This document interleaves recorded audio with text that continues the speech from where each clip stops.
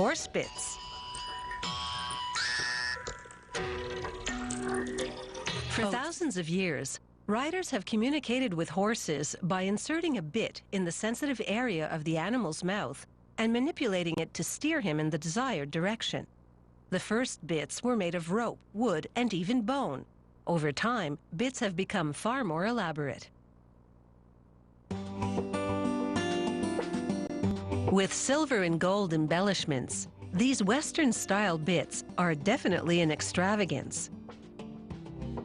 But serious riders don't mind putting their money where their horse's mouth is. To make a bit, the maker first pounds his name onto a curved steel piece. This is the part of the bit that the reins attach to.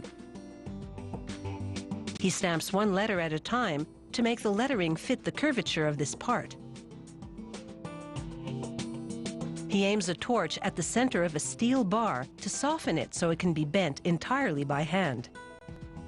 He bends the steel around fixtures to shape it into the bit mouthpiece. The mouthpiece will rest on the horse's tongue and the toothless sections of the mouth between the front and back teeth. The size and contours must be exact in order for it to sit properly in the horse's mouth. He pounds the part that will lie on the tongue to give it a downward curve. He trims and shapes the mouthpiece a little more and polishes it until it gleams.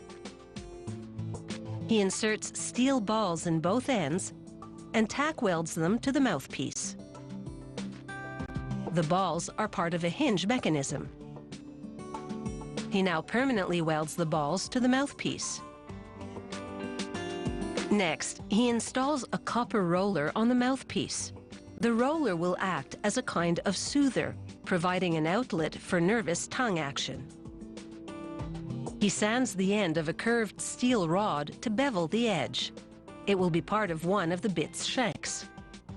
He places the top part of the bit shank in a fixture, followed by 3 curved rods and a ring for the reins. Now perfectly aligned, he welds all the parts together. This bit shank is now ready for some decorative touches. He welds tiny beads of stainless steel to the shank, making it look like a row of pearls. He gives the bit's second shank the same beaded look. He assembles the shanks to the 2 ends of the mouthpiece. The 2 shanks are ornamental yet functional, connecting the bit mouthpiece to the bridle and reins. He welds the hinge pins to the shanks. Next, an engraver cuts decorative shapes in sterling silver, wriggling the tool for a zigzag effect around the edges. He carves swirls onto it. It takes years of practice to perfect this artistry. One false move, and he'd ruin the part. Once the engraving is complete, he brushes an acid cleaning solution on the back. He then melts a tin and silver alloy and applies it to the back of the engraved piece, spreading it for maximum coverage. This molten metal will serve as solder to fuse the engraved part to the shank. To prepare the shank, he heats it from the bottom and cleans it with more of the acid solution. He applies more solder and transfers the engraved silver to the bit shank. He reheats the shank to ensure the solder is completely molten before cooling and fusing the parts together. The engraving is now one with the shank, and he washes it with clear tap water.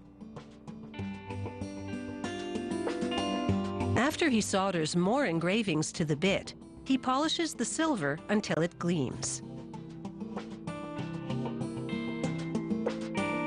Now the bit just needs the headstall.